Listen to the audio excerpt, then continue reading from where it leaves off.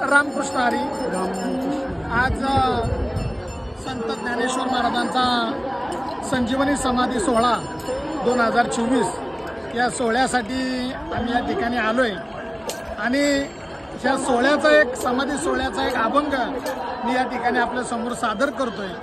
माझ्याबरोबर साथ देतील आपली पारंपरिक कला असणारे आपले वासुदेव सीताराम भक्त गोकुळ भक्त.